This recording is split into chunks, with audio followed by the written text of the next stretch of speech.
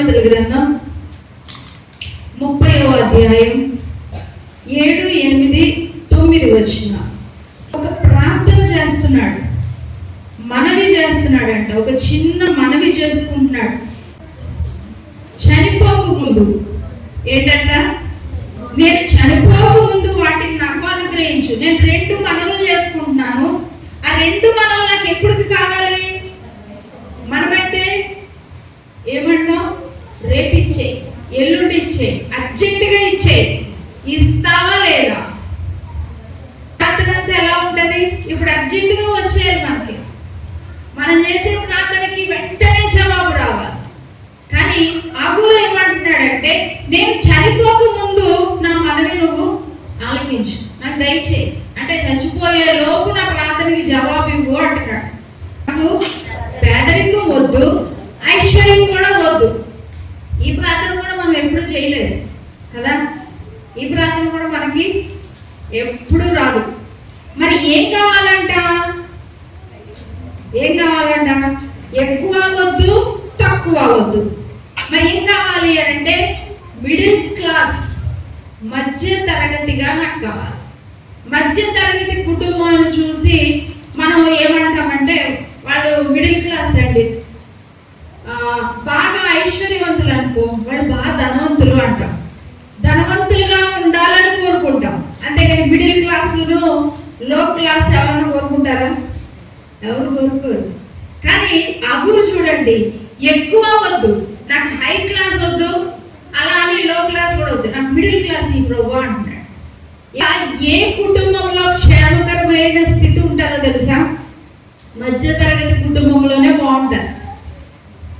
ఎంత జీతం ఉందో ఆ జీతంతో సంతోషపడతాడు, ఉన్న ఇల్లుతో తృప్తి చెందుతాడు, ఉన్న ఆహారం తింటాడు, ఇంకా వేరే కొత్త కొత్త ఆలోచనలు ఏమి పెట్టుకోడు. తనకు వచ్చిన జీతం ఎంత ఉందో దానితోనే చక్కగా అన్ని చేసుకుంటాడు. ఉన్న డబ్బులతోనే మంచిగా షాపింగ్ చేస్తాడు, మంచిగా ఆహారం తీసుకొస్తాడు, కుటుంబాన్ని మంచిగా పోషించుకుంటాడు. కానీ వాళ్ళకి ఇంకా ఎక్కువ కావాలి అనే ఆలోచన ఉన్నా కానీ వాళ్ళకున్న దానితోనే ఏం చేస్తారంట, సంతృప్తిగా ఉంటారు అంటున్నాడు. ఏం చేస్తామా ఎప్పుడన్నా? ప్రభా నాకు ఎంత కావాలో అంతే ఇవ్వు ప్రభా, తక్కువ నాయన, నాకు ఎక్కువ వద్దు, తక్కువ వద్దు, నాకు ఎంత అవసరమో అంతే ఇవ్వు ప్రభా అని చేస్తామా? అస్సలు అమ్మో, పొరపాటును కూడా చెయ్యు. ప్రభా నన్ను ఎలా పెట్టాలి? నువ్వు తలగా పెడతానన్నావు కదా ప్రభా. మన ప్రార్థన ఎలా ఉంటుంది? ఉన్నత స్థలంలో పెడతానన్నావు కదా. నిన్ను ప్రేమించే వాళ్ళని ఆస్తికర్తలుగా చేస్తానన్నావు కదా. నాకు ఐశ్వర్యం కావాలి, నాకు డబ్బు కావాలి, ధనం కావాలి. ఇంకా గొప్ప ఏమని ప్రార్థన చేస్తారంటే, నా గిన్నె ఏమైపోవాలి? నిండి పొర్లిపోవాలి. ఎక్కడ లేని వాగ్దానాలన్నీ పైకెత్తి ప్రార్థన చేసేవాళ్ళు ఉన్నారు. నన్ను ఎక్కడ పెట్టాలి? పైన పెట్టు బ్రో, ఎత్తైన స్థలంలో ఉండాలి, ఉన్నత స్థలం మీద పెడతానన్నావు కదా. నన్ను తలగా ఉంచుతానన్నావు కానీ తోకగా ఉంచు కదా, నన్ను తలగా పెట్టు బ్రో. నా గిన్నె ఏమైపోవాలి?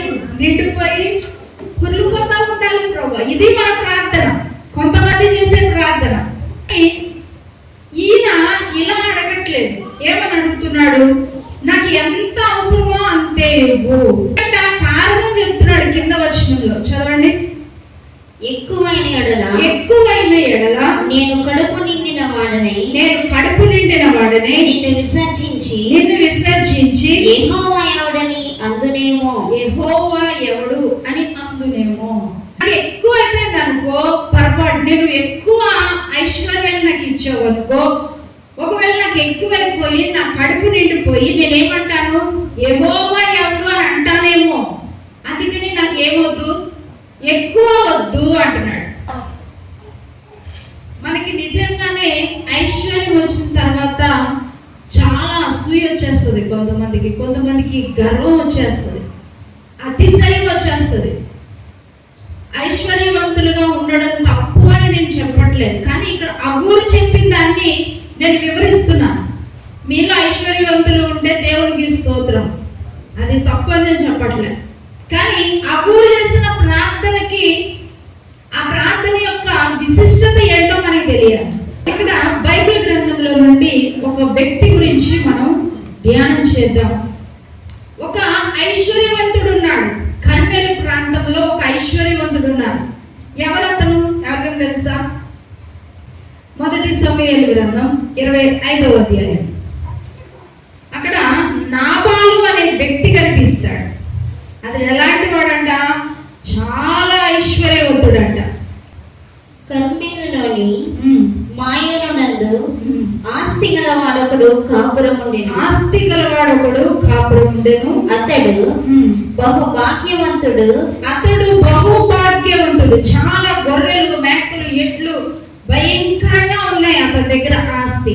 అంటే ఆ ప్రాంతంలో దావీదు సౌలు చేత తరమబడతా ఉన్నప్పుడు దావీదుతో పాటు 400 మంది ఎక్కడ దాక్కున్నారంటే ఆ ప్రాంతంలో, ఆ కర్మేలు ప్రాంతంలో దాక్కున్నారు. దావీదుతో పాటు 400 మంది. అయితే బొచ్చు కత్తిరించే సమయం వచ్చిందంట. ఇప్పుడు మన ప్రాంతంలో సంక్రాంతి పండుగ చేసుకుంటారు కదా. సంక్రాంతి పండుగ దేనికి చేస్తారు? ఎలా చేస్తారు? మీరు చెయ్యలేంటి, చేసేవాళ్ళ గురించి అలా చెప్పండి. దాని విశిష్టత ఏంటి అసలు? సంక్రాంతి ఏం వండుకుంటారు? అమ్మా, అరిసెలు బాగా వండుతారు. అరిసెలు దేంతో చేస్తారు? వరితో చేస్తారు.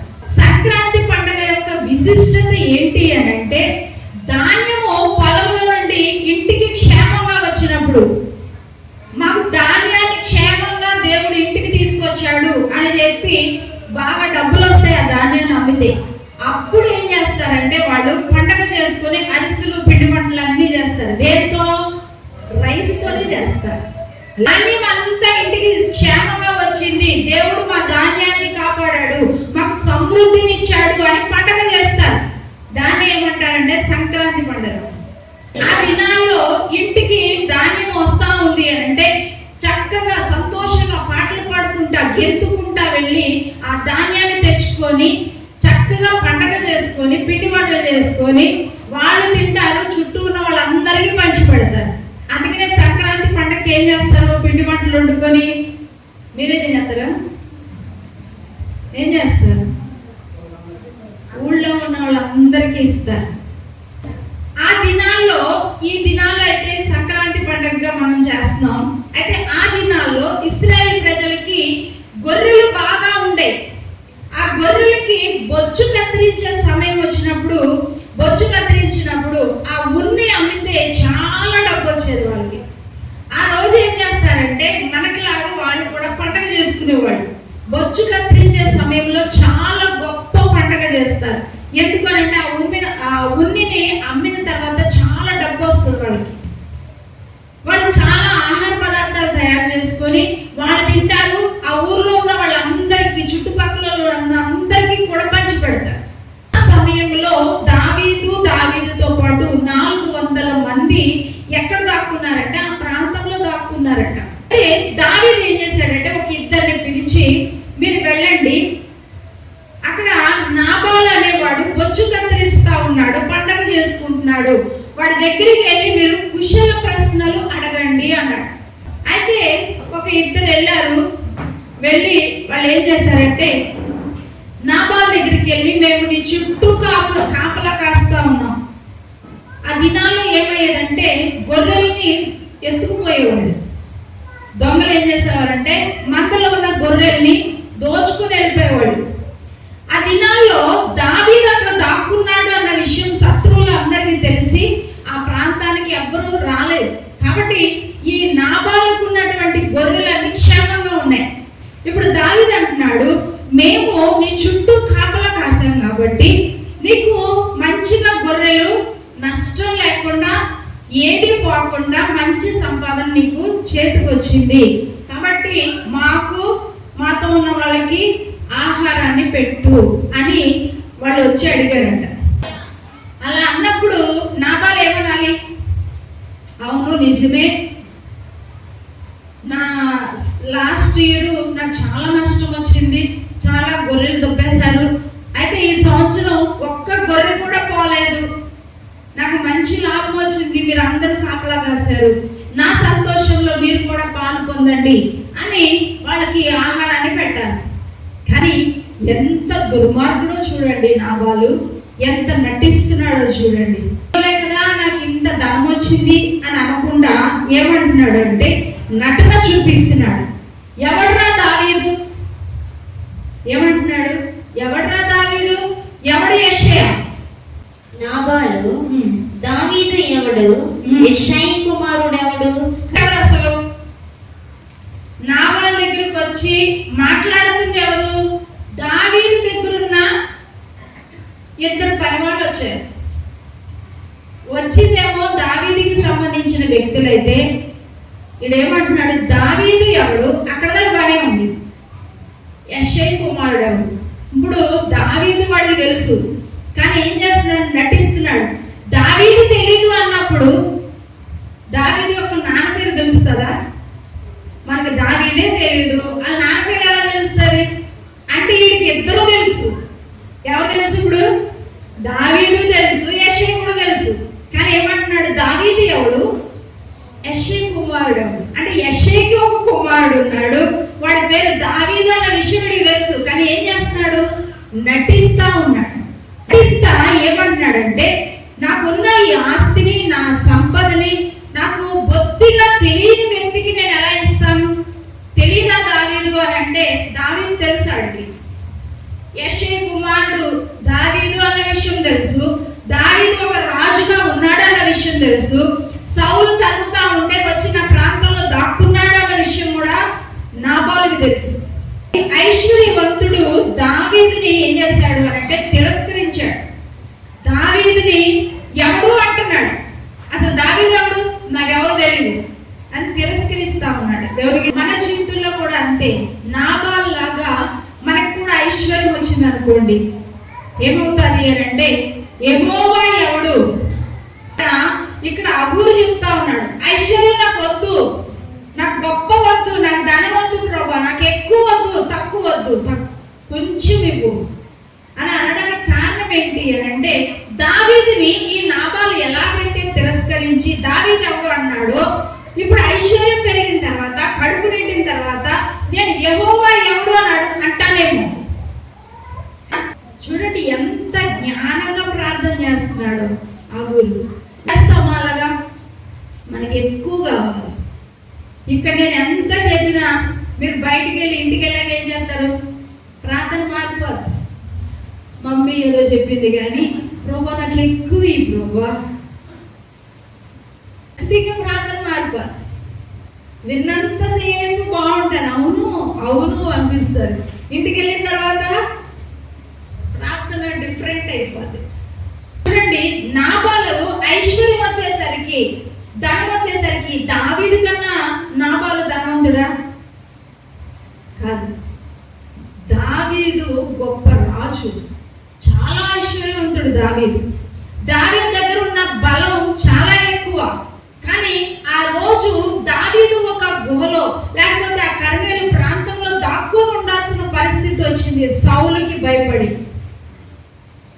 ఇప్పుడు ఐశ్వర్యం బాగా ఉంది కదా అని దావీదేవుడు నాకు అసలు దావీదే తెలియదు అని తిరస్కరిస్తా ఉన్నాడు.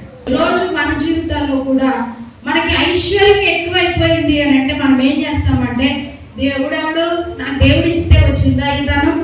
దేవుడి వల్ల వచ్చిందా ఈ ఐశ్వర్యం? నాకు యెహోవా వల్ల రాలేదు, యెహోవా ఎవడు అని యెహోవానే మనం తిరస్కరిస్తాం. అందుకోసమే అగూరు ఏమంటున్నాడు, నాకు ఎక్కువ ధనం వద్దు ప్రభువా, నాకు ఐశ్వర్యం వద్దు. ఇంకొక వ్యక్తి గురించి చదువుదాం. అతను ఎవరు అంటే యోబు. యోబుకి ఎంతమంది పిల్లలు అంటే వాళ్ళు ఏం చేస్తున్నారు? ఇంట్లో విందు చేసుకుంటా ఉన్నారు. వారి విందు దినాలు పూర్తయిన తర్వాత యోబు ఏం చేస్తున్నాడు? ఒక్కొక్కరి దగ్గరికి వెళ్ళి దహన బలి అర్పిస్తా ఉన్నాడంట. ఎందుకు అర్పిస్తున్నాడంట? ఒకవేళ వాళ్ళు హృదయంలో దేవుణ్ణి దూషిస్తారేమో అనే భయం. ఎందుకు దూషిస్తారు? అసలు దూషించాల్సిన అవసరం ఏముంటా చెప్పండి? ఏం భయపడుతున్నాడు యోబు? అక్కడ రాయబడింది 9వ వచనంలో. కారణం ఏంటి అని అంటే 9వ వచనం చదవండి. 39 సామెతలు. నేను కడుపు నిండిన వాడనై నిన్ను విసర్జించి యెహోవా ఎవడని అందునేమో. ఇది కారణం. ఇప్పుడు యోబు యొక్క భయం ఏంటి అని అంటే, నా పిల్లలు ఇప్పుడు దాకా కడుపు నిండినంత సేపు ఎలా ప్రార్థన వస్తుంది? మోకరించి ప్రార్థన చేస్తాం. కడుపు నిండిపోయింది అనుకోండి, ఎలా వస్తుంది ప్రార్థన? పడుకొని ప్రార్థన చేస్తాం. అది భయం యోబుకి. పొరపాటున నా పిల్లలకి కడుపు నిండిపోయింది, రోజు విందు జరుగుతుందంట వాళ్ళ ఇళ్లలో. యోబు యొక్క పిల్లల ఇంట్లో ఏం జరుగుతుంది? ప్రతిరోజు ఫంక్షనే. మనం ఫంక్షన్కి వెళ్ళొచ్చిన రోజున ఎలా అయిపోతాం? ప్రార్థన ఉండదు, ఏమీ ఉండదు. బాబోయ్ నీరసం వచ్చేసింది. ఏమైంది? కడుపు నిండింది. కడుపు నిండగానే ఏమొచ్చింది? నీరసం వచ్చింది, నిద్ర వచ్చింది. ప్రార్థన కట్, వాక్యం కట్, అన్నీ కట్, అన్నీ అయిపోతాయి. ఇప్పుడు యోబు యొక్క భయం ఏంటి? అమ్మో నా పిల్లలు ప్రతిరోజు ఏం చేస్తున్నారు? ఫుల్గా కడుపు నిండా తినేస్తున్నారు. తినేసిన తర్వాత ఏమవుతుంది వాళ్ళకి? కడుపు నిండిన తర్వాత మోకరించి ప్రార్థన చేయడం మానేసి పడుకొని ప్రార్థన చేస్తారేమో అని భయపడి వాళ్ళ అందరి నిమిత్తం ఏం చేస్తాడంట? ప్రతిరోజు అలాగూ చేయించూ వచ్చాడంట. ఎంత భయం ఉందో ఇప్పుడు యోబుకి. ఏంటా భయం?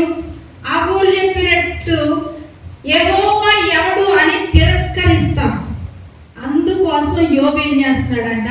నా పిల్లలు హృదయంలో దేవుని దూషిస్తారేమో. ఎందుకు దూషిస్తారు అని అంటే, కడుపు నిండిపోతుంది రోజు వాళ్ళకి. కడుపు నిండిపోయి ఎక్కడికి వస్తుంది? నెత్తికెక్కేస్తుంది. నెత్తికెక్కినప్పుడు ఏమవుతుంది అని అంటే, దేవుడు ఎవడు? యెహోవా ఎవడు? యేసు ప్రభువు ఎవడు? దావీదు ఎవడు? నాకు వీళ్ళెవరో తెలియదు. నా కష్టంతోనే పైకి వచ్చా. నా సంపాదన ఇది, నా ఐశ్వర్యం, నేను సంపాదించాను, నా డబ్బు నాది నాది నాది. యెహోవా ఎవడు? అలా అయిపోతారేమో అని యోబు చాలా భయపడి ఏమని ప్రార్థన చేస్తాడంటే, ప్రతిరోజు పిల్లల నిమిత్తం ఒక్కొక్కరి నిమిత్తం ఏం చేస్తాడంట? దహన బలి అర్పిస్తున్నాడంట. అర్థమైందా ఆగూరు యొక్క ప్రార్థన ఎంత విలువైందో? ఐశ్వర్యం వస్తే ఏమైపోద్ది? యెహోవా ఎవడు అని యెహోవానే తిరస్కరిస్తాం. ఈ క్లాసే మంచిది అని అగూరు తెలియజేస్తా ఉన్నాడు. చాలా తృప్తికరమైనటువంటి జీవితం, క్షేమకరమైన జీవితం ఎక్కడ ఉంటుంది అని అంటే మిడిల్ క్లాస్ దగ్గరే ఉంటుంది అంటున్నాడు.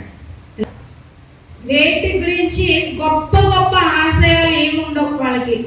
వాళ్ళకు ఉన్నదాంతో తిని తృప్తిగా ఉంటారు. వాటన్నిటికీ మధ్యలో కేంద్రంగా ఎవరు ఉంటారంటే దేవుడు ఉంటాడు. అది గొప్ప విషయం. కోసమే ఐశ్వర్యాన్ని పెంచుకోవడం తప్పు కాదు. ఆ ఐశ్వర్యం ఎక్కడ ఉండాలి అంటే మన పాదాల దగ్గర ఉండాలి. డబ్బు కనబడగానే పొరపాటు డబ్బులు ఎలా తొక్కారనుకోండి, ఏమంటారు? లక్ష్మీదేవి. అంతేనా? లక్ష్మీదేవేనా? డబ్బునే అదే అంటారా? మన పాదాల దగ్గర ఉండాలంట. ఉంటే ఉంటుంది, పోతే పోతుంది. కానీ నీతో పాటు ఎవరు ఉండాలి అని అంటే దేవుడు ఉండాలి. ఎక్కడ పెట్టుకోవాలి? మనం పాదాల దగ్గర పెట్టాలి. అందుకనే అపోస్తుల దగ్గరికి వాళ్ళ ఆస్తి అంతా అమ్మేసి డబ్బు తీసుకొచ్చి ఎక్కడ పెట్టేవాళ్ళంట? అపోస్తుల పాదాల దగ్గర పెట్టారు. మనం ఎక్కడ పెడతాం? తొక్కేస్తే ఏముంది అందులో? అది నీ నెత్తి మీద ఎక్కి కూర్చోకూడదు, దాని నెత్తి మీద నువ్వు కూర్చోవాలి. డబ్బు నీ నెత్తి వచ్చిందనుకో, తల మీద నీకు పొగరు పెరిగిపోద్ది, గర్వం వచ్చేస్తుంది, అతిశయం వచ్చేస్తుంది. కానీ అది ఎక్కడుంటే రాదు? పాదాల దగ్గర ఉందనుకో రాదు. ఉంటే ఉంటుంది, పోతే పోతుంది. నీతో దేవుడే నిత్యం ఉండాలి అన్నాడు అని అంటే తక్కువ కూడా వద్దంట. ఏమొద్దంట? ఎక్కువ వద్దు, ఐశ్వర్యం వద్దన్నాడు. దానికి 2 ఉదాహరణలు చెప్పాను. ఇప్పుడు ఏమంటున్నాడు? బీదవాడు కూడా ఉండకూడదు అన్నాడు. చదవండి. బీదవాడిగా ఉంటే ఏమవుతుందంట? బీదనై దొంగిలి నా దేవుని నామమును దూషింతునేమో.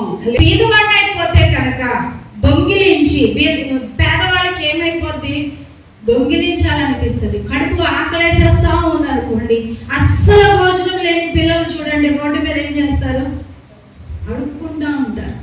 అడుకోవడం మాత్రమే కాదు, ఆకలి తట్టుకోలేక ఏం చేస్తారు, వాళ్ళు ఎవరో ఒకరి దగ్గర దొంగతనం చేస్తారు.